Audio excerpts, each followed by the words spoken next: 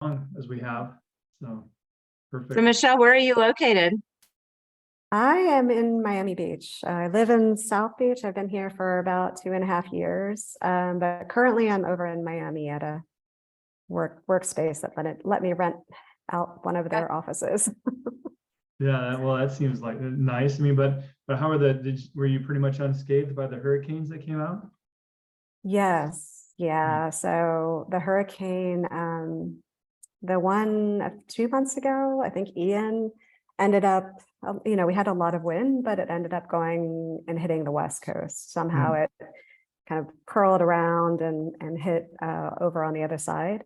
And then the one most recently, it ended up hitting, I don't think it ended up being a hurricane. It ended up being more of like a tropical storm. It ended up hitting a little north of where we're at, about 2 hours north. So far we've been pretty lucky. So a dear friend of mine just moved to Orlando. Luckily, she was able to transfer with her company. And she's an executive assistant with Lockheed Martin, actually. And luckily, during those hurricanes that hit through, I guess they allow the employees to work from home and do a lot more remote work. But despite that, they always require their employees to go into the office. So she enjoys those work from home days, even if it is during a hurricane, I guess. But she's inland. I think she's near Orlando, so that's inland, right? So, but it seems like the west side. I have another friend that just moved down there, and he'd only been down there for about 3 months. I'm not sure the exact location, but his beach that he lives right off of was hit hardcore. So he has pictures showing of them shoveling out the pool from all the sand that came into their pools. But that's a minor devastation, right? Compared to some of the major restaurants and establishments that got really impacted. Yeah, it's been really interesting. I mean, it was really like devastating to see some of the pictures of houses getting like flooded and not just flooded slowly, but flooded like water rushing in. And I just can't imagine how scary it is to be in that situation. Absolutely. Well, I guess those of us that are in high ground, I guess we have our own issues out here in Colorado. Is that where you both are? Yeah, I'm near Denver, and Sam is on the other side of the western slope. So we're on both sides of the mountains out here. Right. Yeah, except for right now I'm down in Phoenix. I'm visiting family down here, so it's nice and warm and pleasant. So it's great. Enjoying it. Yeah, so Michelle, we're nomads. We travel all over the place. Yeah, that's interesting. That was our goal when we moved to Miami. And actually, that's one of the reasons I was kind of really persistent on BossTrack being very virtual, because our goal was to move to Miami for a year, then move to Costa Rica for a year, then move to Panama for a year. And we moved to Miami Beach and we just fell in love with it. So we're on our third year now. So we'll see. Yeah. Well, Michelle, we like to talk a lot about remote leadership in that regard, because I think remote leadership is a challenge too, to stay really connected with your employees and really give them that face-to-face TLC when you're traveling all over the place. I've experienced that with my own companies. So yeah, I think every single conversation I've had on my podcast so far, we've at least touched on remote leadership. And then I had one 2 weeks ago that was specifically dedicated to talking about remote leadership and how it's different. So been very trying to stay very aware and on top of some of the challenges that people are working through and how people are working through those challenges. Right. So what do you feel is the biggest challenge for you when you're working remotely or leading remotely? For me, oh, well, I know Sam and I both experienced this. I think it is just that communication, relationship, having that face-to-face connection is sometimes lost. Although we do the Zooms, we do the phone calls, but I think the challenge is that you make it consistent and that you're ongoing. And for me, I've learned that some of my employees appreciate structure, where I'm a lot more global and strategic, and I'm not all about the structure. So it's actually modified my leadership style to accommodate some of those needs. So you have to have those constant touch bases with your staff. What about you, Sam? Well, you know, my most common issue with just being remote is finding a place with good internet. Yes, actually, you win the prize because that is the #1 problem. The right lighting, the right technology. If you're in Mexico, you can't get the right internet at times. I've gone through that, and Sam's been there with me all along. Right. So we'll talk about that for sure as we get in. All right. So I think we are getting towards the top of the hour here. I'm going to go ahead and share my screen and make sure that that's coming across okay. Everybody can see that? Yes, Perfect. I can see it. All right, and we'll just give 1 minute and we'll kick things off. Let's see.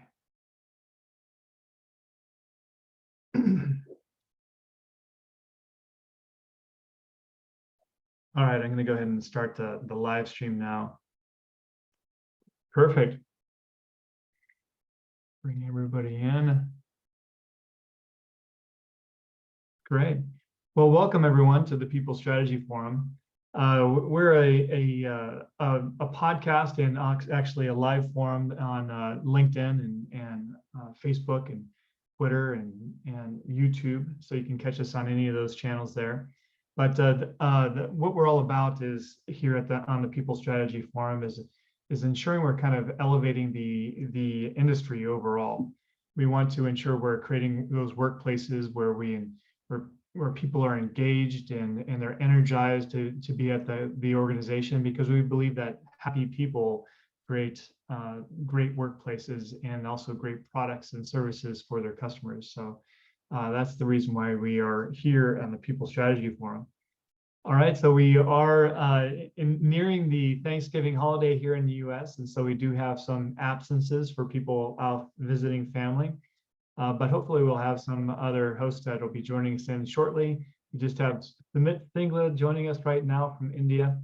And so Sumit is a people strategist. He comes with a wide breadth of experience from some large consulting firms that you've all heard about. We're fortunate to have him advise people here at CompTeam, and he also has his own firm over in India. And we have Char Miller. Char is a people expert as well. She's been a former and current chief people officer, and so she has some large healthcare organizations, and then she's also quite a bit of an entrepreneur. So she has a lot of her own businesses and has led her own staff and understands what it means to be an owner. So she's our small business expert. And then myself, my name is Sam Reeve. I'm the founder of CompTeam, and we are primarily a talent and compensation consulting company that we help a lot of small to medium-sized companies develop that important infrastructure to help their people and create those happy workspaces that we were talking about. But we're here to talk with Michelle Harris. Now, Michelle is the founder of BossTrack, and so it's a fairly new approach to managing or showing people how to manage their or become a manager and develop.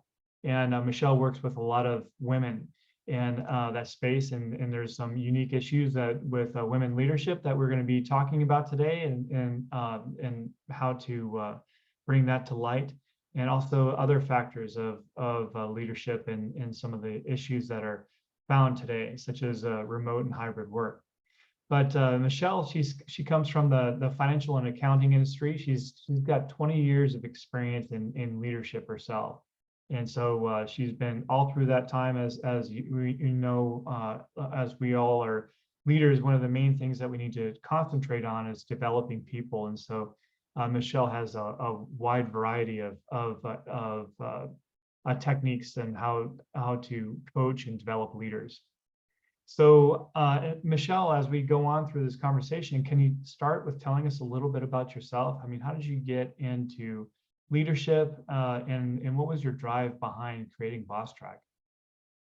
Sure, thank you. And thank you for having me on. And like I said, I am a little in awe of being among the three of you, and I'm looking forward to our conversation. But so yes, as Sam, as you mentioned, I have had a 20+ year career in leadership. I went into leadership pretty early on outside of college. I had about 6 months of being not a leader and then went straight into leadership. So I've got a lot of experience. My area was accounting and finance. I worked primarily for mid-sized businesses, which were always in some sort of transition, whether it be financial reorganization, forensic investigations, preparations for acquisitions. I have years of experience with teams with private equity-backed companies and high growth modes, so I understand the challenges in that environment, which translates actually pretty well to the tech environment, surprisingly. I have to say that while I was in finance and accounting, my expertise was always in building teams and developing people.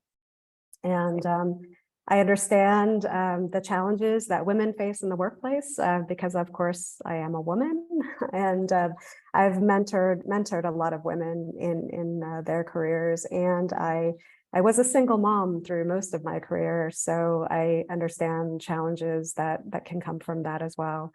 So all this is to say, I started BossTrack a year ago because I saw a gap in comprehensive development programs for new leaders. So there was a lot available out there for executives, executive programs, universities have them, accounting firms have them, consulting firms have them, but nothing that really prepared new leaders for their new role, from going from individual contributor to leader. I could send my team to a 1 to 2 day course and they'd come back after getting that data dump of information and be on their own trying to figure things out.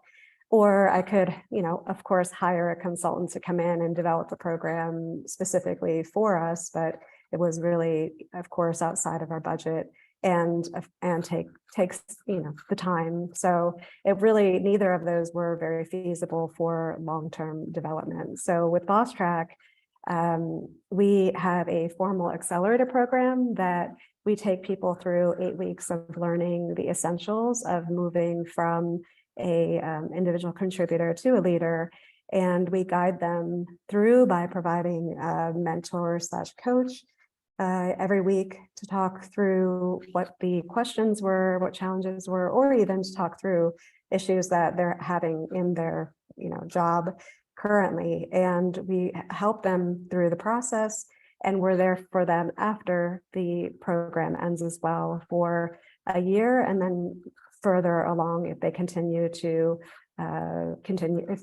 membership. So my goal with BossTrack was to provide a long-term solution and mentorship that's a little more formal and was available and accessible and didn't require that somebody had to identify that person or resource. They could just come to our site and ask the questions they had. So yeah, I'm excited to be on. I'm excited to talk about what I think are the top tips for becoming a leader. So thank you for having me.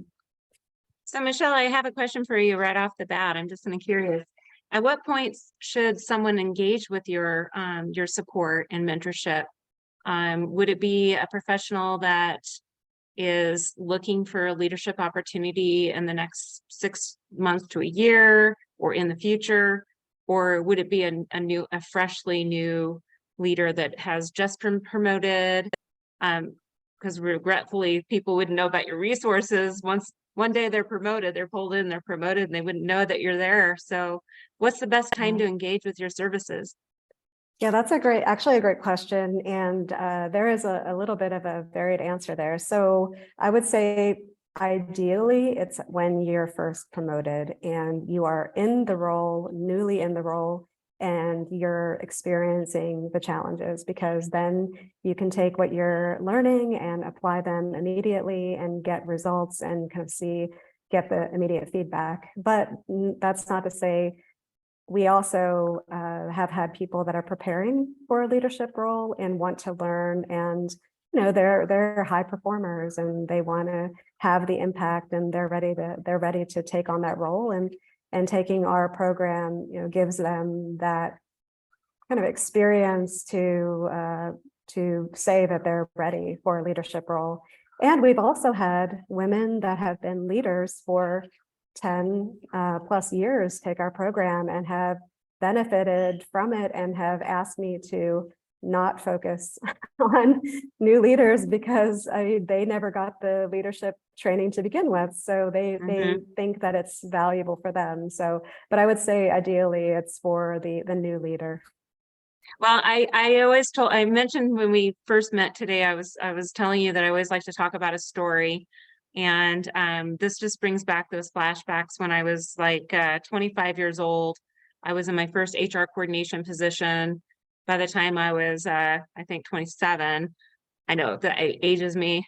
I was promoted to an HR manager for a grocery distribution facility of over 600 employees. And not only did I have the HR staff reporting to me, I had the entire security staff.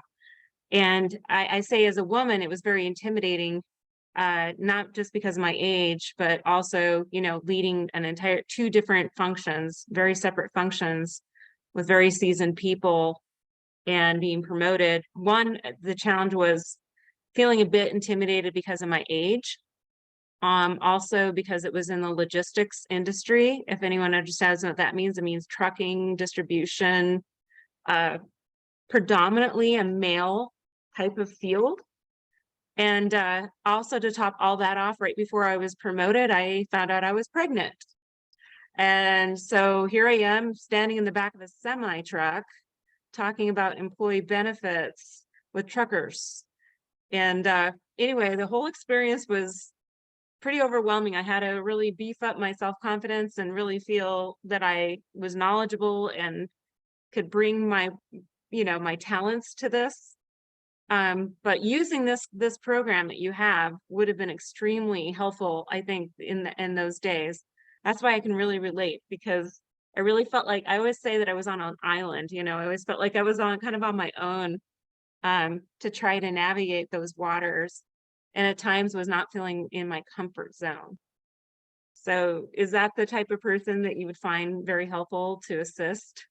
Yes, definitely. And I can relate. I was in distribution for a little bit myself, and I somehow got put on the safety. I was in charge of implementing our safety program, and I was out there trying to tell truckers and distribution managers what they needed to be doing and what they shouldn't be doing. And it was a very fine line. And that's after years of experience myself. So I completely Oh my understand. gosh, you and I actually probably come from different, did you ever put a hazmat suit on and stand on top of a grocery distribution facility? No. And then also out there trying to train people the safety of operating a forklift. And yes. I couldn't even operate a forklift on my own. I was like, seriously, you think I can solve world hunger here? But yeah, it's interesting, because I think that people embrace your talent and think you can really jump in and do all these things: safety, hazmat, leadership development, being an HR manager, doing this whole gamut of things, which is great. But also you feel like you're just kind of treading in that water, because safety is important. People wearing their safety helmets is important. It is important that people are trained appropriately to protect the workforce and also deliver to the customer. So you're constantly on a fast track of trying to absorb as much information as you can absorb, but also being a great leader in that same space. So I think what you're offering is awesome. I think this is what many new leaders, up and coming leaders, would need, for men and women, or anybody really. Yeah, and we like to, we are very women centric. Our programs are designed to talk to women, but we also have information in each of our courses about how men can be allies to women, and the information is universal. And everybody, it's not there are certain challenges that women face with certain biases and historic, things that they've faced. But other than that, I mean, moving to a leader is the same for everybody. So, but I do like what you said about confidence, because really it does come down to confidence. And I think our program, while we do have one module that is specifically confidence focused, and we give everybody tools to move through times when they're not confident, or situations that they're not confident with. Really, the program and the information we provide is all to help them feel confident that they know the right things to do. So. Well, I know the gentleman here want to interject, but I have to just say another female perspective on this. It's interesting in my professional career. I remember having former HR leaders that taught me the best way to shake a man's hand. You got to shake your man's hand with firmness, or Char, stop curling your hair. And I still do that today. So I don't know if I ever got that figured out. But also things like lowering my voice or my tonality when I'm dealing with men. No offense, gentlemen here, but having to kind of become more man-like, I guess, is kind of a not very political way of saying this, but to get to the point quicker, not be floating around on the subject matter all over the place like typical feminine conversations go, but being given that feedback. Even at one point, one of my HR leaders told me that I needed a power do. I needed to chop off my hair and look like a typical HR manager. So he showed me HR magazine, and he flipped through and he said, Char, you do not have a power do. I said, what the heck is a power do? He says, that's like really man type of haircut. I said, well, that's very sexist, but thank you. I don't think I'm going to cut my hair. But as a young professional, just given all this strange random feedback, which was like, I couldn't have that feminine energy. I had to have this masculine energy, which today I think both energies are definitely appreciated. And Sumit has his mute off. Sumit, what do you think about feminine and masculine energy? I'm wondering what you think. So I'm a believer in gender as a spectrum, and therefore not in the binaries. And the other thing that I'd add to, so your point about the handshake brought up, was I was having a discussion a few days ago with someone who's neurodiverse, and they also have ADHD. So some of the conventional signs that we talk about, like the person has a firm handshake versus somebody who's got a limp handshake, they don't really hold true in the modern world, because somebody who is neurodiverse will probably not really even want to shake your hand. So forget shaking your hand with firmness. And therefore, I think we just need to get away from some of these cognitive biases that we have, like a salesperson has to be extroverted and bouncing all over the place to be effective. And somebody who doesn't have a firm handshake is either trying to scam you, or they're not to be trusted, and so on and so forth. So, and I think especially when we're training first-time leaders, it's important to get this messaging correct. So, Michelle, I'd really like your opinion on that in terms of how do we cater to diverse populations in terms of things like gender, age, the ethnicity, and various other factors as well. So how do you still keep it consistent, but catering to the diversity? Yeah, that's a good question. And I don't think I have like the end all answer for that. But what we really focus on is empathy and emotional intelligence. And that really, those types of conversations come out in that that section of our program. And I do want to say that the experience is with Char saying that she got called out about the handshake.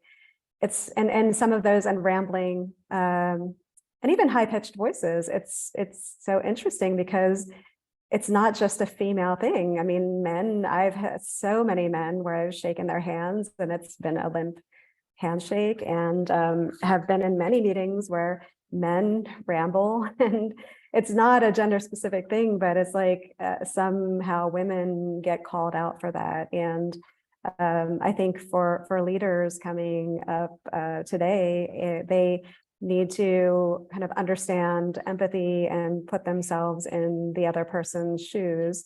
And we try to kind of help them understand that and kind of look from that perspective. You know, I have to say that in my experience in corporate, it was quite similar to what Char experienced there. Of course, I'm not a woman, but there's some of the people I interacted with that grew up and they're basically advanced in their career, went through a bit of a metamorphosis as a female. And so they would start, they would come into the organization and very feminine and, long hair and unique in dress and so forth. But then as they were promoted, then they started kind of buttoning down and wearing the suit and cutting back the hair and being much more formalized in talk and appearance. And I think that was a period of time that we were going through 10 years ago, where we're trying to figure out how to bring women into the workplace, try to be more equitable and trying to advance the cause. And I think that led to a lot of women trying to mimic male characteristics. But I think now in the past, especially in the past 3 to 5 years, there's been a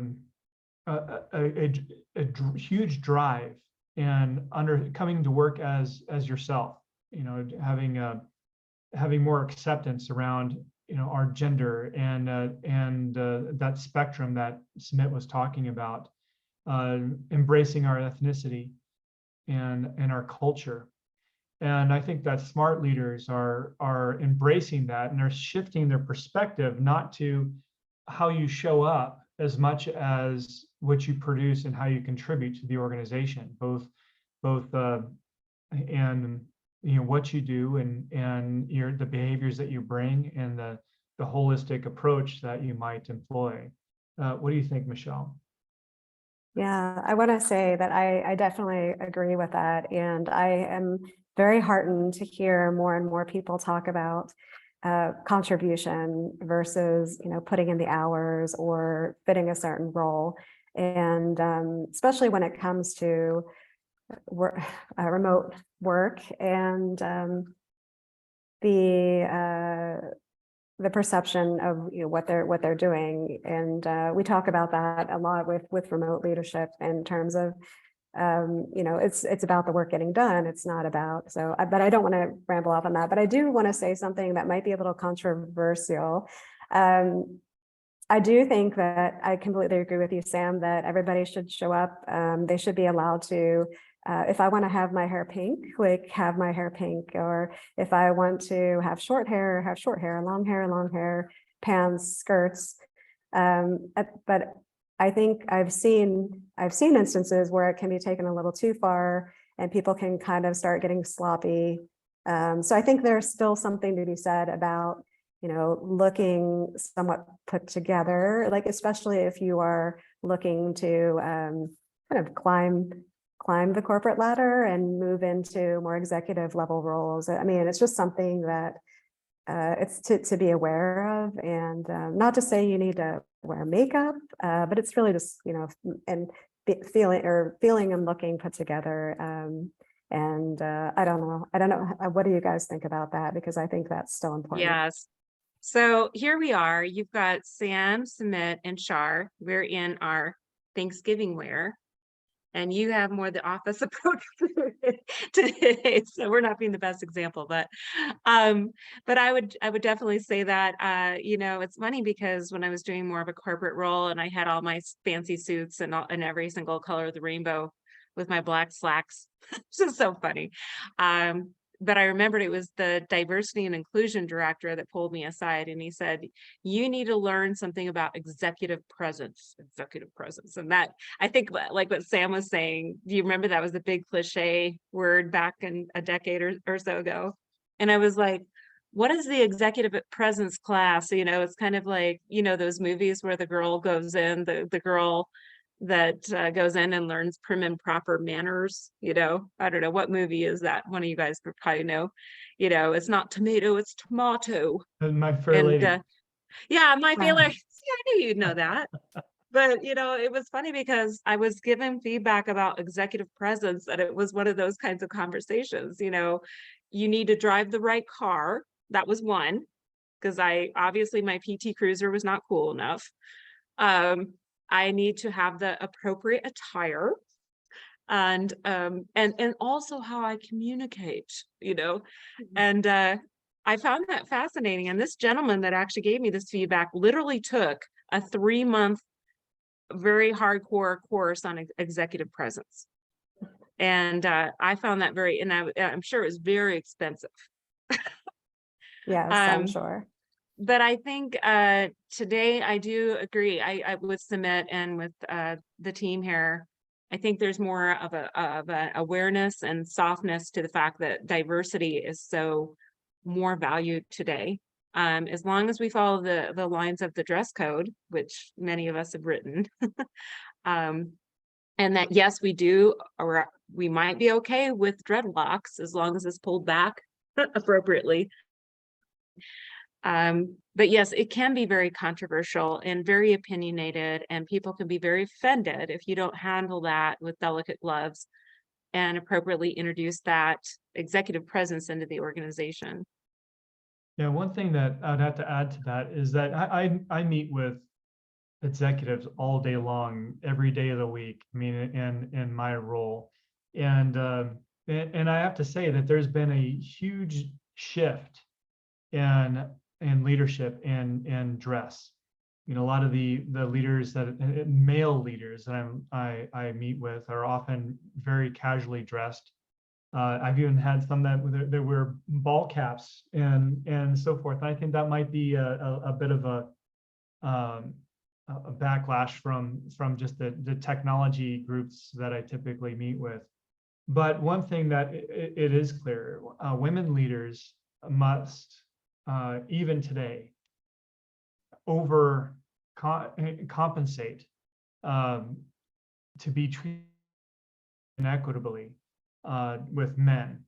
An example of and I also do equal pay studies, and one thing that is found in that research is that a man with an associate's degree, in order for a woman to be treated at the same level of respect from an intellectual standpoint, the studies show that a man with an associate's degree is comparable with a woman with a master's degree, and how they're treated fairly.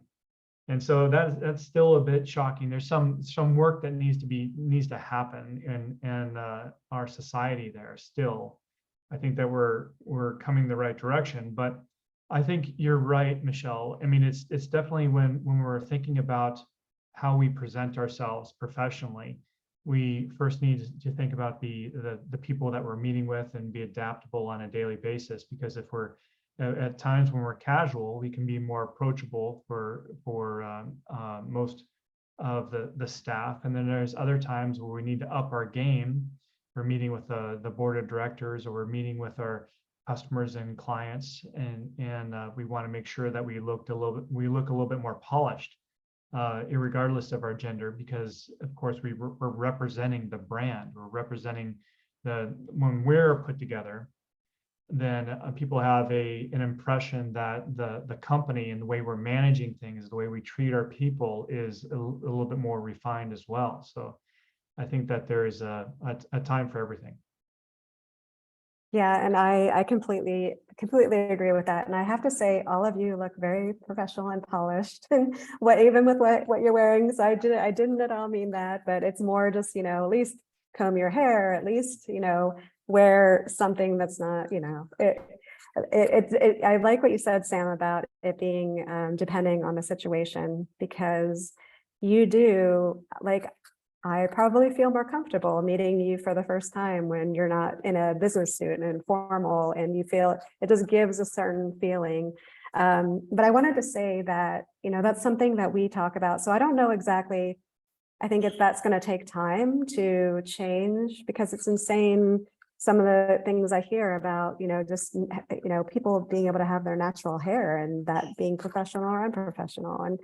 And so we really talk about responsibility to for the person as a new leader, that they need to accept or embrace diversity, and not just in appearances, but also in thought and in background as well. So yeah, I just that's kind of our approach to that, and hopefully we have somewhat of an impact. I think that's a great point. And I mean, talking about being professional, unfortunately, there's no standard, clear definition of what is professional, what's unprofessional.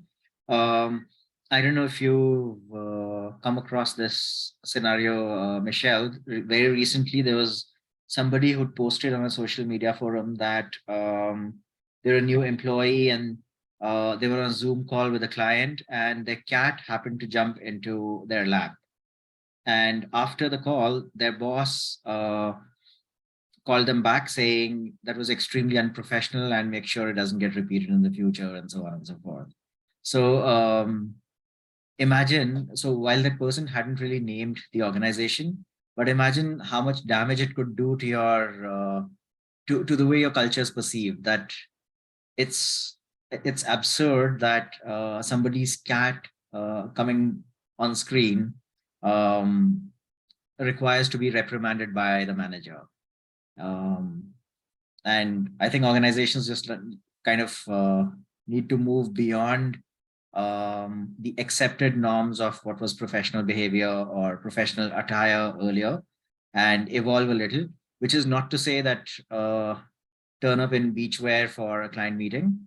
But I think a little more flexibility and a little more trust in the judgment of the professionals themselves, or working with you or working for you, would definitely go a long way. Yeah, I agree. It sounds like a bad manager, especially in this remote environment when people are working from home. It's that seems to be like an accepted normal thing to happen, and hopefully kind of a one-off situation. But I did want to say it's interesting being down here in Miami, where we go to professional events, and it's hard to know whether I should dress in a suit or dress in Miami casual. So I have actually had that challenge here, trying to fit in, and have now kind of relegated to myself. If it's actually an event over in Miami Beach, I know what to wear. It's a little more casual. But if I'm in Brickell over here in like the finance center, I'll dress up a little more. So that's been it's definitely something to consider, the situation. Yeah, I also want to bring up another kind of moving off the topic of dress code. We always gave our new leaders, you probably can't see this, it's the first 90 days. You can't see that, it's on my phone. The first 90 days book.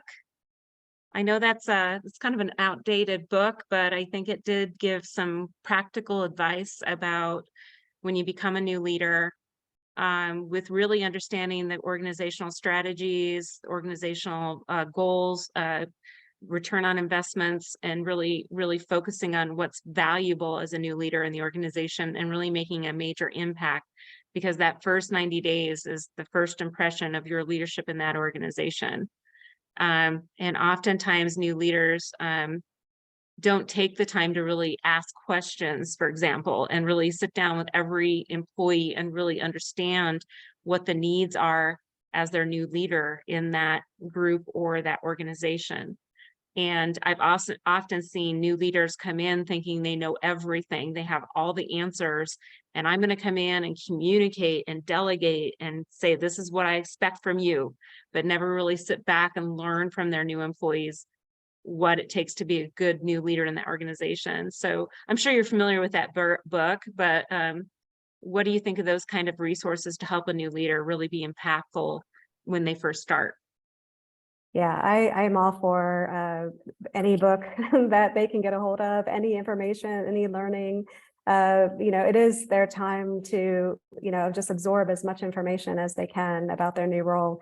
And, one of the tips that I did have to bring up during our conversation was exactly that, is in your first few weeks, make sure that you are spending time with every single person on your team, getting to know what they do, getting to know them personally, and really starting to build that trust. And then also being careful not to make changes too quickly, because even with those early on conversations, you only know part of the picture.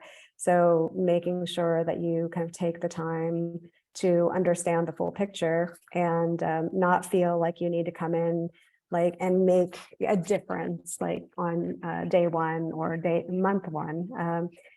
With that said, it is there is something to looking for little small wins, like something that's not so consequential, that just is a no-brainer that should be changed, and kind of making those changes, because I think that does help a lot with building that trust with your team and having them see that you're on their side.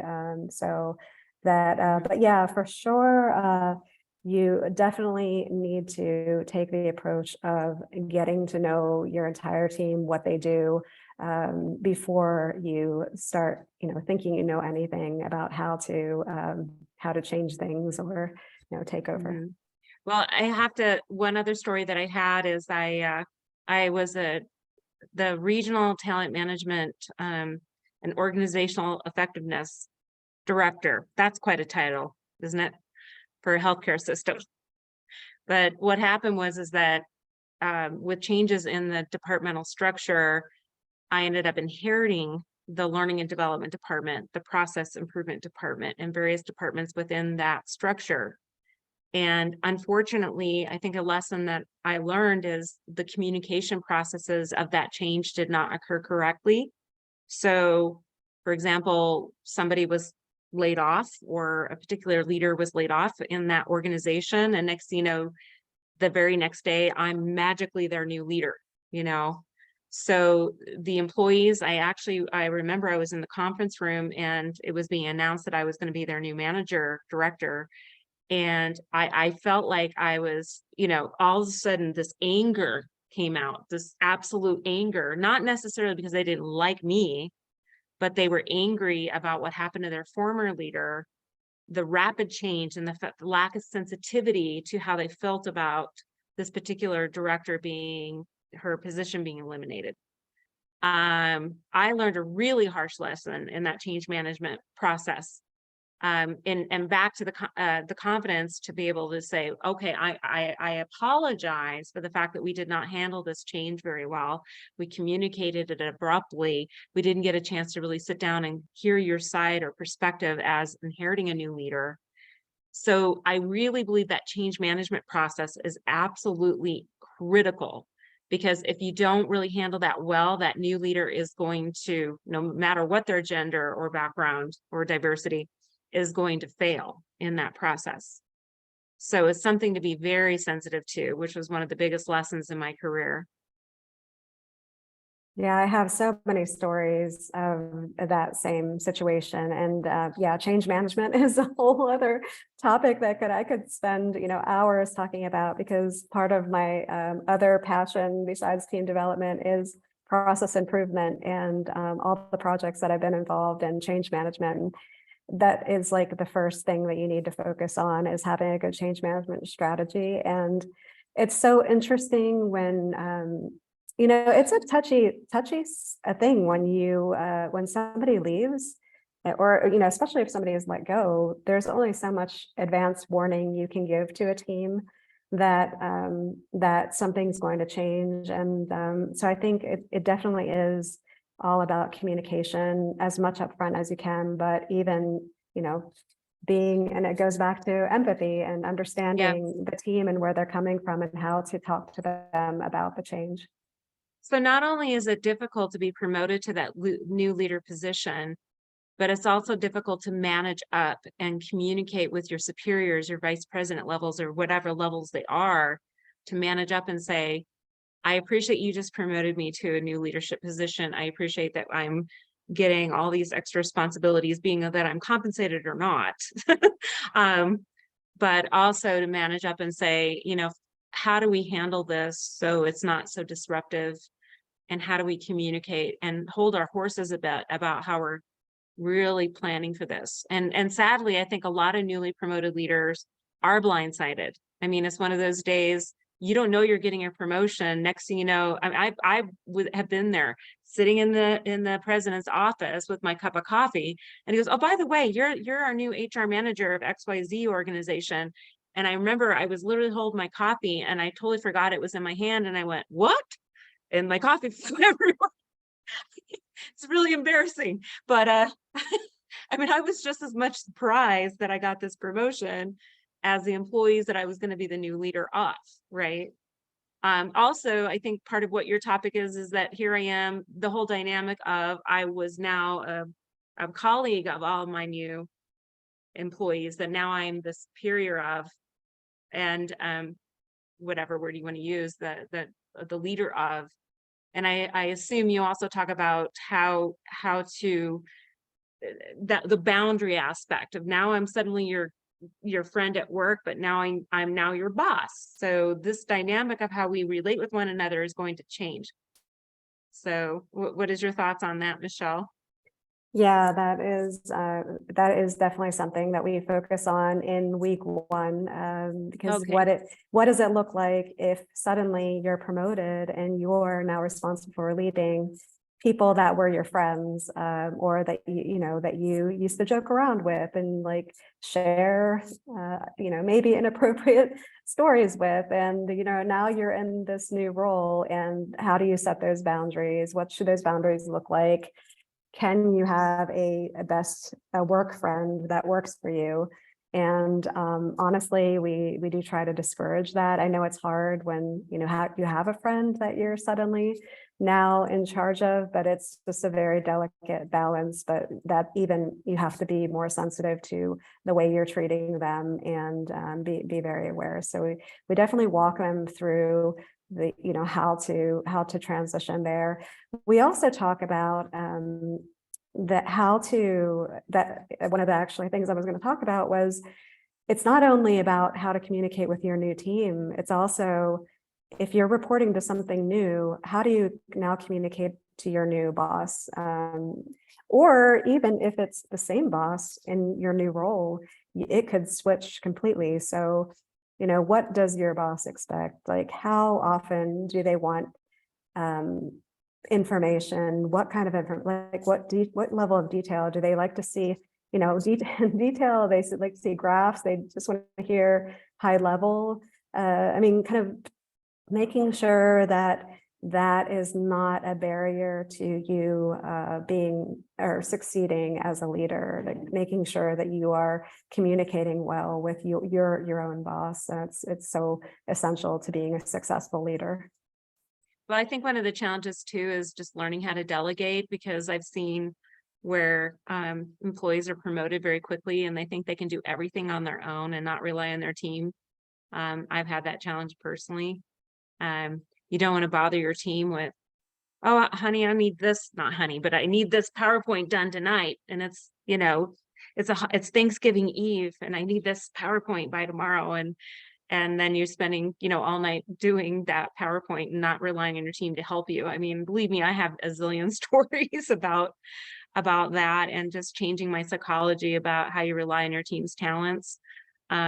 One of the things that we talk about here at CompTeam is we call it the TMA, which is an assessment to really identify the talents, the drives, the assets of your team, and really rely on that and opening up the conversation so that you can truly embrace your new team and say, what are your talents? What are your drives? What are your passions? What can I do to help you with your career goals, and leverage those talents? And I mean, it could be many tools, but I would say that kind of tool is really effective to open up the communication strategies and really talk to the team and say, we are here together. It's not just me, just because I'm your director.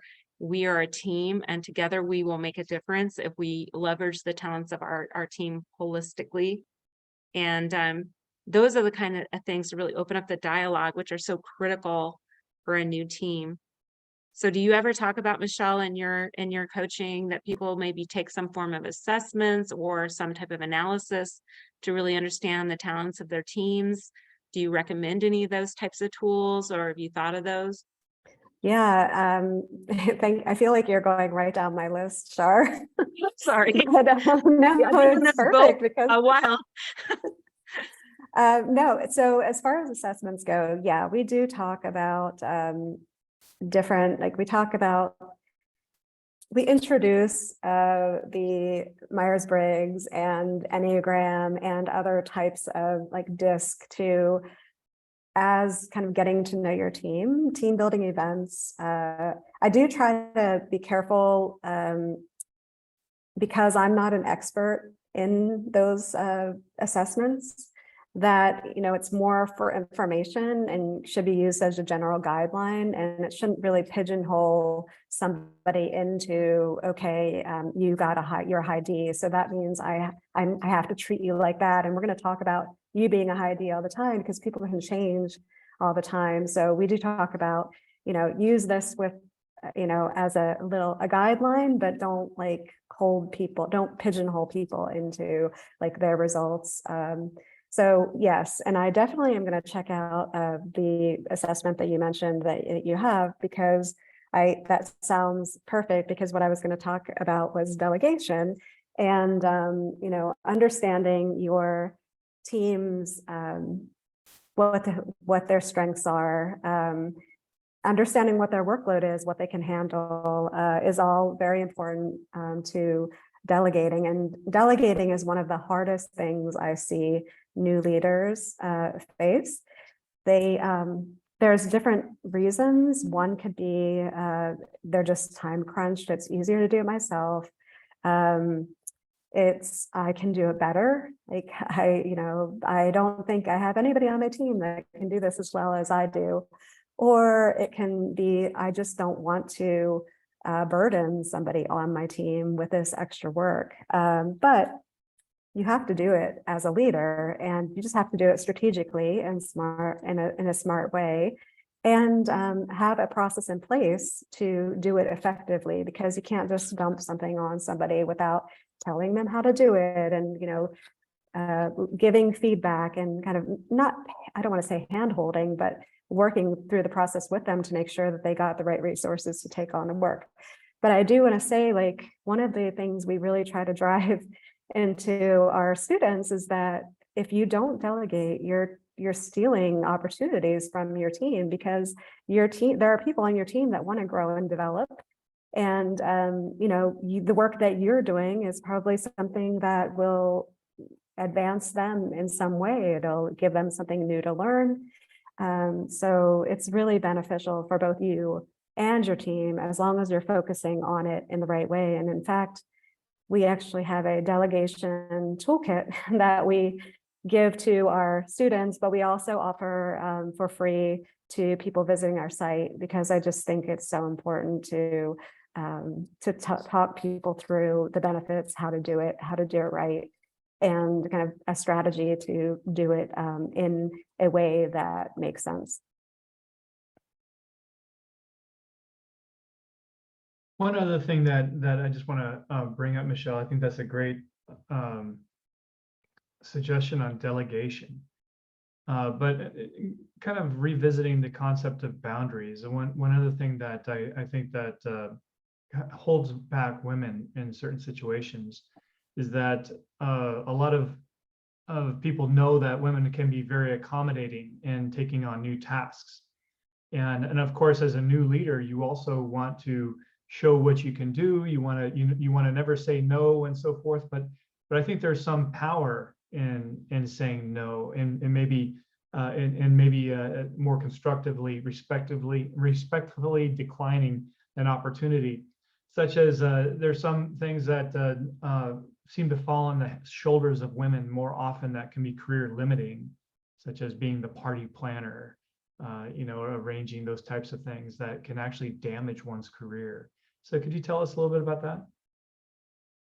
Yeah, we talk exactly about that with not taking on the mom duties of the office and making sure that as a leader, you're being sensitive to who is doing that work underneath you as well, and making sure that, because I mean, that is historically, you're right, Sam, that women seem to take those responsibilities on. And sometimes, I've had women take on those responsibilities, they want to do it. And I have to have the conversation with them, like, what balance do you have when you're taking on everything? You can't.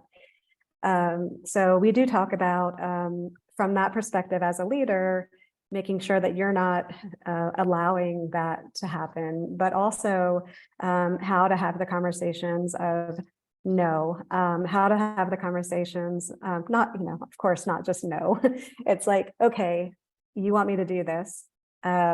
What I have this on my plate. Can you please help me reprioritize so that I can take that on, and making sure that you have your boundaries set to begin with, so you know when to have those conversations. We talk a lot about knowing what your boundaries are. One, like, what are your work hours going to be? How much are you willing to put in? When are you going to be available in the evenings? Are you going to be available in the evenings?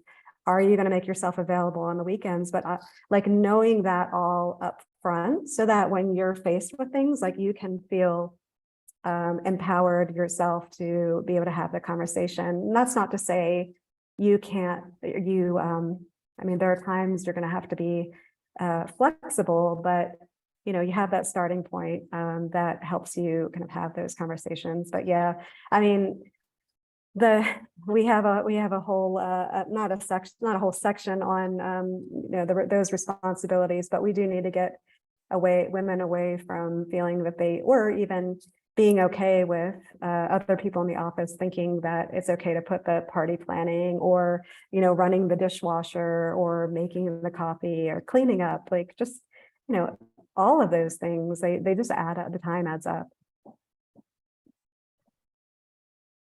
Well, right. So as we're coming to the top of the hour here, I just want to make sure that we're making time to tell what our next speaker is next week is. And so we're going to have Dr. Kumar come over and talk to us about managing people globally.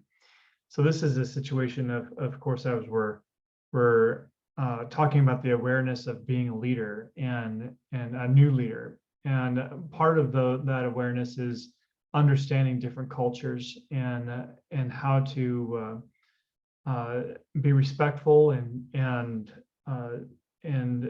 not being not being intrusive in certain aspects. Knowing that you're trying to limit those gaps that you might have in different cultures. And so Dr. Kumar is going to take us through some of those things to look out for as a manager in those, and being successful in the cross-cultural. So looking forward to that conversation.